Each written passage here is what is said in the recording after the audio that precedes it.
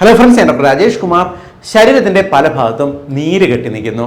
പലപ്പോഴും നമ്മുടെ ശരീരത്തിലെ മസിലുകൾക്ക് വേദന വന്നു കഴിഞ്ഞാൽ നമ്മൾ നീരിറക്കം എന്ന് പറയാറുണ്ട്. എന്നാൽ ഈ ശരീരത്തിന്റെ പ്രത്യേകിച്ച് കൈകളിലോ കാലുകളിലോ ഏതെങ്കിലും ജോയിന്റുകളിലോ എല്ലാം തന്നെ നീര് വന്ന് കെട്ടിയിട്ട് കുറച്ച് വീക്കവും വേദനയും ജോയിന്റ് മൂവ് ചെയ്യുന്നതിന് ബുദ്ധിമുട്ടും ചിലർക്കാണെന്നുണ്ടെങ്കിൽ കാല് തൂക്കിയിട്ടിരിക്കുന്ന സമയത്ത് പാദത്തിൽ എപ്പോഴും നീര് കെട്ടുന്നു. പിന്നെ രാത്രി ഒരു ഉറക്കം കഴിയുമ്പോഴേ ഇത് മാറുന്നുള്ളൂ. സാധാരണഗതിയിൽ ഒരു 50 വയസ്സ് കഴിഞ്ഞ് കാണുന്ന ഒരു അവസ്ഥയായിരുന്നുണ്ടെങ്കിൽ ഇന്ന് ചെറുപ്പക്കാരിൽ പോലും യാത്ര ചെയ്യുമ്പോഴോ കാറിനകത്ത് കുറേ നേരം ഇരുന്ന് കഴിഞ്ഞിരുന്നാലോ കാലില് നീര് വരുന്നു. കൈകള് കുറച്ചു നേരം മൂവ് ചെയ്ത് കഴിയുമ്പോൾ വേദന വരുന്നു. ഇപ്പൊ കമ്പ്യൂട്ടർ ജോലിയെല്ലാം ചെയ്യുന്നവര് തുടർച്ചയായിട്ട് കമ്പ്യൂട്ടറിൽ വർക്ക് ചെയ്ത് കഴിയുമ്പോൾ വൈകുന്നേരം ആകുമ്പോൾ കൈകളിൽ നീര് വരുന്നു. ഈ ഒരു അവസ്ഥ വളരെ കോമൺ ആയിട്ട് ഉണ്ടാകുന്നുണ്ട്. എന്താണ് ഇത്തരത്തിലുള്ള നീർക്കെട്ട്? ഇത് മാറ്റാനായിട്ട് നമുക്ക് സിമ്പിളായിട്ട് ചെയ്യാവുന്ന കാര്യങ്ങൾ, വീട്ടിൽ ചെയ്യാവുന്നത് എന്തെല്ലാമാണ് വിശദീകരിക്കാം. നമ്മുടെ ശരീരത്തിന്റെ എല്ലാ ഭാഗത്തേക്കും പോഷകങ്ങളും ഓക്സിജനും എത്തുന്നത് നമ്മുടെ രക്തക്കുഴലിലൂടെയാണ്, അല്ലേ? എന്നാൽ രക്തക്കുഴൽ പോലെ തന്നെ നമ്മുടെ ശരീരത്തിൽ അധികം ആർക്കും അറിഞ്ഞുകൂടാത്ത ഒരു ഫ്ലൂയിഡ് സിസ്റ്റം ഉണ്ട്. ലിംഫാറ്റിക് സർക്കുലേഷൻ എന്നാണ് പറയുന്നത്. അതായത് നമ്മുടെ രക്തക്കുഴൽ ശരീരത്തിൽ ഫിറ്റ് ചെയ്തേക്കുന്നത് പോലെ തന്നെ നമ്മുടെ ശരീരത്തിൽ ലിംഫാറ്റിക് ചാനൽസ് ഇറങ്ങിയിട്ടുണ്ട്. അതിനകത്ത് ലിംഫ് ഫ്ലൂയിഡ് എന്ന് പറയുന്ന വളരെ ക്ലിയർ ആയിട്ടുള്ള ഒരു സ്രവം ഒഴുകുന്നുമുണ്ട്. ഈ സ്രവം ഉണ്ടാകുന്നത് രക്തത്തിൽ നിന്നുമാണ്.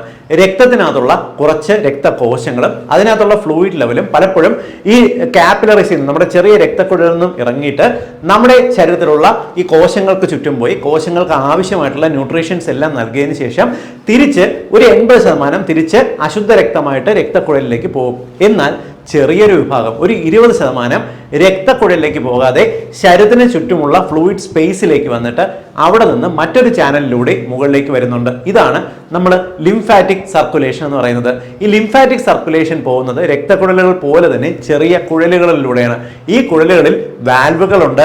ഓരോ ഭാഗത്തും ചെക്ക് പോസ്റ്റുകളുണ്ട്. അതാണ് നമ്മൾ ഈ ശരീരത്തിൽ കടലകൾ പോലെ വരുന്നില്ലേ, ലിംഫ് നോഡുകൾ എന്ന് പറയുന്നത്. ലിംഫ് നോഡുകളുണ്ട്. ഈ ഭാഗത്തൂടെ എല്ലാമാണ് ഇത് കറങ്ങി തിരിച്ച് ഹൃദയത്തിന്റെ അടുത്തേക്ക് വന്ന് രക്തത്തിലേക്ക് തന്നെ തിരിച്ച് റീജോയിൻ ചെയ്യുന്നു. ഇതാണ് നമ്മുടെ ശരീരത്തിന്റെ ഈ ലിംഫാറ്റിക് സർക്കുലേഷൻ. ലിംഫാറ്റിക് സർക്കുലേഷന് പ്രത്യേകിച്ച് നമ്മുടെ ഹൃദയം പോലെ പമ്പ് ചെയ്യാനുള്ള പ്രത്യേകിച്ച് അവയവങ്ങളൊന്നുമില്ല. നമ്മുടെ ശരീരത്തിന്റെ മസിലുകളുടെ മൂവ്മെന്റ് അനുസരിച്ചാണ് ഈ ഫ്ലൂയിഡ് ഗ്രാജുവലി നീങ്ങി മുകളിലേക്ക് പോകുന്നത്. ഇതിന്റെ പ്രധാന ഫംഗ്ഷൻ എന്ന് പറയുന്നത്, ഒന്ന്, നമ്മുടെ ശരീരത്തിലുള്ള കോശങ്ങൾക്ക് ആവശ്യത്തിന് ന്യൂട്രീഷൻസ് എത്തിച്ചു കൊടുക്കുക. രണ്ടാമത്തത്, നമ്മുടെ ശരീരത്തിലേക്ക് എത്തുന്ന രോഗാണുക്കളെ പ്രധാനമായും നശിപ്പിക്കുന്നത് ഈ ലിംഫാറ്റിക് ചാനലിലൂടെയാണ്. നമ്മുടെ ലിംഫാറ്റിക് ചാനലിനകത്ത് പലപ്പോഴും നമ്മുടെ രക്തത്തിനകത്തുള്ള പ്രതിരോധ കോശങ്ങൾ WBCs ഉണ്ട്. ഈ WBCs ആണ് പലപ്പോഴും ഇതിനകത്തേക്ക് കടക്കുന്ന ഈ കീടാണുക്കളെ കണ്ടുപിടിച്ച് തേടിപ്പിടിച്ച് നശിപ്പിച്ച് കളയുന്നത്. പലപ്പോഴും ഇത് നമ്മുടെ ശരീരത്തിലുള്ള ലിംഫ് നോഡുകൾക്കകത്താണ് പ്രതിരോധ കോശങ്ങൾ ഏകീകരിക്കുന്നതും അവിടെ ഈ നശീകരണ പ്രോസസ്സ് വരുന്നതും. അതുകൊണ്ടാണ് ഈ ലിംഫ് നോഡുകളെ ശരീരത്തിന്റെ ചെക്ക് പോസ്റ്റുകൾ എന്ന് വിളിക്കുന്നത്. പലപ്പോഴും നമ്മുടെ ശരീരത്തിലേക്ക് ഈ ഏതെങ്കിലും ഒരു ഭാഗത്ത് ക്യാൻസർ വന്നത് മറ്റൊരു ഭാഗത്തേക്ക് പടരുന്നത് ഈ ലിംഫാറ്റിക് ചാനലിലൂടെയാണ്. സാധാരണ ക്യാൻസർ കോശങ്ങൾ ലിംഫാറ്റിക് ചാനലിലൂടെ വരുമ്പോൾ നമ്മുടെ ശരീരത്തിലുള്ള ഈ WBCs അതിനെ കണ്ടുപിടിക്കുകയും നശിപ്പിച്ച് കളയുകയും ചെയ്യും. എന്നാൽ ചില ഭാഗങ്ങളിൽ ഈ ക്യാൻസർ കോശങ്ങൾ രക്ഷപ്പെട്ടു പോകും. അതാണ് പലപ്പോഴും മറ്റു ഭാഗങ്ങളിലേക്ക് എത്തുന്നത്. നോർമലി ഈ ഒരു രീതിക്കാണ് നമ്മുടെ ലിംഫാറ്റിക് ചാനൽ വർക്ക് ചെയ്യുന്നത്. എന്നാൽ നമ്മുടെ ശരീരത്തിന്റെ ഏതെങ്കിലും ഒരു ഭാഗത്ത് ഒരു ഇൻഫ്ലമേഷൻ ഉണ്ടായി കഴിഞ്ഞാൽ അവിടുത്തെ ലിംഫാറ്റിക് ചാനൽ സർക്കുലേഷൻ പെട്ടെന്ന് ബ്ലോക്ക് ആവും. അങ്ങനെയാണ് ആ ഭാഗത്ത് പെട്ടെന്ന് നീര് വരുന്നതും ആ ഭാഗത്ത് ഒരു വല്ലാത്ത വിമ്മിഷ്ടവും വേദനയും ബുദ്ധിമുട്ടുകളും ഉണ്ടാകുന്നത്. ഇതാണ് നമ്മൾ പൊതുവെ നീർക്കെട്ട് എന്ന് പറയുന്ന ഒരു അവസ്ഥ.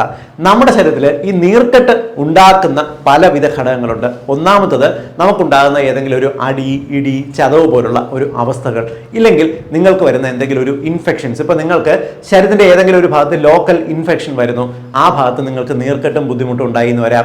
ഇതല്ലാതെ നിങ്ങളുടെ ശരീരത്തിലെ ഏതെങ്കിലും ഒരു ക്രോണിക് ഇൻഫെക്ഷൻ, ഉദാഹരണത്തിന് നിങ്ങൾക്ക് സന്ധിവാതമുണ്ട്, നിങ്ങൾ റുമാറ്റോയ്ഡ് ആർത്രൈറ്റിസ് പോസിറ്റീവ് ആണ്, അല്ലെങ്കിൽ ANA പോസിറ്റീവ് ആണ്, ഇല്ലെങ്കിൽ നിങ്ങൾക്ക് മുട്ട് തേയ്മാനം വന്നിട്ട് അവിടെ പ്രോബ്ലം വരുന്നു, ഈ സമയത്തെല്ലാം അവിടെ നീർക്കെട്ട് ഉണ്ടാകുന്നുണ്ട്. ഈ നീർക്കെട്ടിന്റെ ഭാഗമായിട്ടാണ് അവിടെ നിങ്ങൾക്ക് നീര്, വേദന, തടിപ്പ്, പല ഭാഗങ്ങളിലും നീര് വന്ന് കെട്ടി നിൽക്കുക, ഇതെല്ലാം ഉണ്ടാകുന്നത്. രണ്ടാമത്തെ ഘടകം എന്ന് പറയുന്നത് ഭക്ഷണമാണ്. നമ്മുടെ ഭക്ഷണത്തിനകത്ത് അമിതമായിട്ട് മധുരം, അമിതമായിട്ട് കൊഴുപ്പ്, ട്രാൻസ് ഫാറ്റ്, ഈ ബേക്കറിയിലുള്ള ഭക്ഷണങ്ങളിനകത്തുള്ള ട്രാൻസ് ഫാറ്റ്, ഇവ പതിവായിട്ട് ഉയർന്ന അളവിൽ ശരീരത്തിൽ എത്തിക്കഴിഞ്ഞാൽ അത് ഈ ലിംഫാറ്റിക് ചാനലിന് പ്രോബ്ലം ഉണ്ടാക്കുകയും നമ്മുടെ ശരീരത്തിനകത്ത് നീർക്കെട്ട് ഉണ്ടാക്കുകയും ചെയ്യും. ഇനി അടുത്ത കാരണം, സ്ത്രീയുടെയും പുരുഷന്റെയും ശരീരത്തിലുള്ള സെക്സ് ഹോർമോൺ പെട്ടെന്ന് കുറഞ്ഞു പോകുന്നതാണ്. സ്ത്രീകൾക്കാണെന്നുണ്ടെങ്കിൽ ഈസ്ട്രജൻ ഹോർമോൺ കുറഞ്ഞു വരുന്നതും പുരുഷന്മാരിൽ ടെസ്റ്റോസ്റ്റിറോൺ ഹോർമോണിന് വരുന്ന കുറവും നമ്മുടെ ശരീരത്തിലുള്ള വളരെ പെട്ടെന്ന് ഈ നീർക്കെട്ട്, ലിംഫാറ്റിക് സർക്കുലേഷനിൽ പ്രശ്നം വരാൻ കാരണമാണ്. കാരണമാകും. പലപ്പോഴും ഒരു പ്രായം കഴിഞ്ഞവർ കാല് കുറേ നേരം തൂക്കിയിട്ടിരുന്നാൽ നീര് വരുന്ന കണ്ടിട്ടില്ലേ? ഇത് അവരുടെ ശരീരത്തിലുള്ള സെക്സ് ഹോർമോൺ കുറഞ്ഞു വരുന്നത് കൊണ്ടാണ്. സ്ത്രീകൾക്ക് ഒരു 45 വയസ്സിന് ശേഷവും പുരുഷന് പലപ്പോഴും ഒരു 55 വയസ്സിന് ശേഷവും ഈ പ്രശ്നം വളരെ കോമൺ ആയിട്ട് കണ്ടുവരുന്നുണ്ട്. എന്നാൽ ഇപ്പോഴത്തെ ഒരു ലൈഫ് സ്റ്റൈലിന്റെ പ്രോബ്ലവും അമിതമായിട്ട് സ്ട്രെസ്സും കാരണം ഇപ്പോഴത്തെ കാലത്ത് ചെറുപ്പക്കാർക്ക് പോലും ഈ സെക്സ് ഹോർമോൺ ഈസ്ട്രജന്റെയും ടെസ്റ്റോസ്റ്ററോണിന്റെയും കുറവ് വന്നിട്ട് ഇതേ അവസ്ഥ ചെറുപ്പക്കാരിലും പാദത്തിലും നീരും ശരീരത്തിൽ നീർക്കെട്ടും വരാറുണ്ട്. മൂന്നാമത്തെ ഘടകം പുകവലിയും മദ്യപാനവുമാണ്. നമുക്കുള്ള ഈ ദുശീലങ്ങൾ പലപ്പോഴും നമ്മുടെ ലിംഫാറ്റിക് ചാനലിനെയാണ് ആദ്യം ബാധിക്കുന്നത്, നമ്മുടെ ശരീരത്തിൽ ഈ നീർക്കെട്ടും ബുദ്ധിമുട്ടും ഉണ്ടാക്കുന്നതും. നാലാമത്തെ കാരണം എന്ന് പറയുന്നത് അമിതമായിട്ടുള്ള മാനസിക പിരിമുറുക്കമാണ്. അമിതമായിട്ടുള്ള മാനസിക പിരിമുറുക്കം വന്നാൽ ശരീരത്തിൽ എങ്ങനെ നീര് വരുന്നു എന്ന് ചോദിക്കുന്നവർ മനസ്സിലാക്കുക, നമ്മുടെ ശരീരത്തിൽ സ്ട്രെസ് ഹോർമോൺ കോർട്ടിസോൾ റിലീസ് ചെയ്യുന്നത് ശരീരത്തിലുള്ള കോശങ്ങൾക്കകത്ത് ഒരു ഓട്ടോ ഇമ്മ്യൂൺ ഇൻഫ്ലമേഷൻ ഉണ്ടാക്കുകയും ഇത് ക്രമേണ ഈ നീർക്കെട്ട് വരുത്തിവെക്കുകയും ചെയ്യും. അഞ്ചാമത്തെ കാരണം എന്ന് പറയുന്നത് ഉറക്കക്കുറവാണ്. നിങ്ങൾ അമിതമായിട്ട് ഉറക്കം ഒഴിഞ്ഞിരിക്കുന്ന ഒരു സ്വഭാവം ഉണ്ടെന്നുണ്ടെങ്കിൽ നിങ്ങൾക്ക് ഈ നീർക്കെട്ട് വരാനുള്ള കാരണമുണ്ട്. വളരെ പെട്ടെന്ന് ശരീരത്തിന്റെ ഭാഗങ്ങളിൽ വേദന വന്നാലോ പെട്ടെന്ന് നീര് കിട്ടുന്നതിന് കാരണമാകും. ഇതിന് ഓപ്പോസിറ്റ് ആയിട്ട് കൂടുതൽ സമയം ഉറങ്ങിയിരുന്നാലും നിങ്ങളുടെ ശരീരത്തിൽ ഈ ഇൻഫ്ലമേഷൻ ലിംഫാറ്റിക് ചാനലിന്റെ ഒരു പ്രോബ്ലം വരികയും നിങ്ങൾക്ക് നീർക്കെട്ട് ഉണ്ടാകുകയും ചെയ്യും. ഇനി ഇങ്ങനെ തുടർച്ചയായി നീർക്കെട്ട് ടെൻഡൻസി ഉള്ളവർക്ക് ഇത് മാറുന്നതിന് വേണ്ടി വീട്ടിൽ തന്നെ ചെയ്യാവുന്ന സിമ്പിൾ ആയിട്ടുള്ള മാർഗ്ഗങ്ങൾ എന്തെല്ലാമെന്ന് വിശദീകരിക്കാം. ഒന്നാമത്തത് വ്യായാമമാണ്. ഞാൻ നേരത്തെ പറഞ്ഞല്ലോ, നമ്മുടെ ഈ ലിംഫാറ്റിക് ചാനലിന് ഈ ഫ്ലൂയിഡ് തനിയെ പോകുന്നതിന് വേണ്ടി പ്രത്യേകിച്ച് നമ്മുടെ ഹൃദയം പോലുള്ള മെഷീനുകളൊന്നുമില്ല. മസിലുകൾ മൂവ് ചെയ്താൽ മാത്രമേ ഈ ഫ്ലൂയിഡ് പതിയെ ചലിച്ച് ഹൃദയത്തിന്റെ ഭാഗത്തേക്ക് പോകുള്ളൂ. അതിന് നിങ്ങൾക്ക് ചെയ്യാവുന്ന എയറോബിക് വ്യായാമങ്ങൾ, ജിമ്മിൽ പോയി ചെയ്യുന്ന വ്യായാമങ്ങൾ, നടത്തം, നിങ്ങൾക്ക് യോഗ ചെയ്യാം, സ്ട്രെച്ചിങ് എക്സസൈസുകൾ, ഇതെല്ലാം ഏത് തരത്തിലുള്ള വ്യായാമവും നിങ്ങളുടെ ശരീരത്തിലുള്ള ലിംഫാറ്റിക് സർക്കുലേഷൻ വർദ്ധിപ്പിക്കുകയും നീര് പെട്ടെന്ന് കുറയ്ക്കാൻ സഹായിക്കുകയും ചെയ്യും. അതുകൊണ്ടാണ് പലപ്പോഴും നിങ്ങളിപ്പോൾ ഏതെങ്കിലും നിങ്ങൾക്ക് ഒരു ഭാഗത്ത് നീർക്കെട്ട് വേദന വരുന്നു, ഡോക്ടർ പറയുകയാണ് പോയി ഫിസിയോതെറാപ്പി ചെയ്യുന്നു. ഫിസിയോതെറാപ്പിയിൽ ആ ഭാഗത്ത് മസാജ് ചെയ്യും, അവർ ആ ഭാഗത്ത് ചെയ്യുന്ന ലഘുവായിട്ടുള്ള വ്യായാമങ്ങളുണ്ട്, ആ ഭാഗത്ത് ചൂട് കൊടുക്കും, ചെറിയ വൈബ്രേഷൻ ടെക്നിക്സ് ഉണ്ട്. ഇതെല്ലാം ചെയ്യുന്നത് ആ ഭാഗത്തുള്ള ലിംഫാറ്റിക് സർക്കുലേഷനെ വർദ്ധിപ്പിക്കുകയും നീർക്കെട്ട് മാറ്റാൻ സഹായിക്കുകയുമാണ്. അതുതന്നെയാണ് രണ്ടാമത്തെ മാർഗം, മസാജ്. ഇന്നിപ്പോൾ അലോപ്പതി ചികിത്സയിൽ ഇപ്പോൾ ഫിസിയോതെറാപ്പി ആയിക്കോട്ടെ, ഇല്ലെങ്കിൽ ആയുർവേദത്തിലുള്ള ശരീരത്തിലെ തിരുമ്മം മസാജ് ആയിക്കോട്ടെ, ഇതെല്ലാം ചെയ്യുന്നത് ഈ ലിംഫാറ്റിക് ചാനൽസിലെ മസിലിനെ നമ്മൾ ഈ മസാജിലൂടെ തിരുമ്മലിലൂടെ ഒന്ന് സ്റ്റിമുലേറ്റ് ചെയ്തുകൊണ്ട് നമുക്ക് ഈ നീരിനെ പതിയെ മൂവ് ചെയ്യിപ്പിക്കുക എന്നുള്ള ഒരു ടെക്നിക്കാണ്. ചെറുതായിട്ട് ചൂട് കൊടുത്തുകൊണ്ട് നിങ്ങൾക്ക് തടവാൻ സാധിക്കും. എപ്പോഴും ചെയ്യേണ്ടത് വളരെ ജെന്റിലായിട്ടുള്ള മസാജ്, ഹൃദയത്തിന്റെ ഭാഗത്തേക്ക് ചെയ്യുന്ന ജെന്റിലായിട്ടുള്ള മസാജ് വഴിക്ക് നമുക്ക് ഈ ലിംഫാറ്റിക് സർക്കുലേഷൻ വർദ്ധിപ്പിക്കാനും സഹായിക്കും, ആ ഭാഗത്തുള്ള നീർക്കെട്ട് കുറയ്ക്കാനും സഹായിക്കും. ഇനി മൂന്നാമത്തെ മാർഗം വളരെ ടൈറ്റ് ആയിട്ടുള്ള ഡ്രസ്സുകൾ അല്ലെങ്കിൽ ഗാർമെന്റ്സ് ഉപയോഗിക്കുക എന്നുള്ളതാണ്. നിങ്ങൾ കണ്ടിട്ടില്ലേ, നമുക്ക് മുട്ടിന് വേദന വന്നു കഴിഞ്ഞാൽ മുട്ടിനിടുന്ന നീ ക്യാപ്പ് പോലുള്ള മാർഗങ്ങൾ, ഇത് ആ ഭാഗത്ത് ഒരു ടൈറ്റ്നെസ് നൽകുകയും ആ ഭാഗത്തുള്ള ഈ ലിംഫാറ്റിക് സർക്കുലേഷൻ വർദ്ധിപ്പിക്കാൻ സഹായിക്കുകയും ചെയ്യും. കാലില് ഞരമ്പ് തടിച്ചു വരുന്ന വെരിക്കോസിറ്റി എന്ന് പറയുന്ന കണ്ടീഷൻ ഇല്ലേ, അതിന് പലപ്പോഴും ആൾക്കാർക്ക് പാദത്തിൽ നീര് വരുന്ന കണ്ടിട്ടില്ലേ? നീര് വരുന്നതിന് കാരണം കാലിൽ ഈ ലിംഫാറ്റിക് സർക്കുലേഷൻ ബ്ലോക്ക് ആയിട്ട് കാലിലെ കോശങ്ങൾക്കകത്ത് ഈ ഫ്ലൂയിഡ് കളക്ഷൻ വരുന്നതാണ്.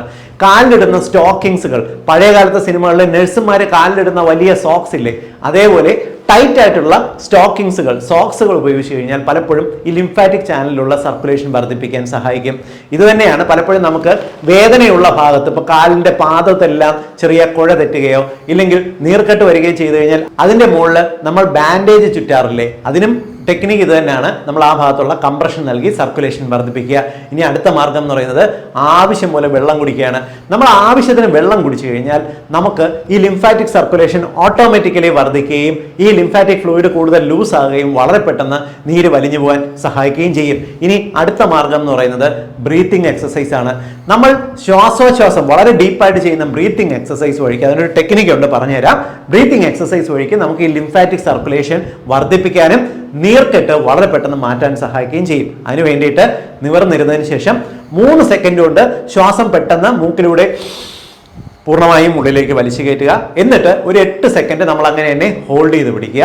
അതിനുശേഷം പതുക്കെ വളരെ സ്ലോലി 8 സെക്കൻഡ് കൊണ്ട് മൂക്കിലൂടെ ശ്വാസം പുറത്തേക്ക് വിടുക.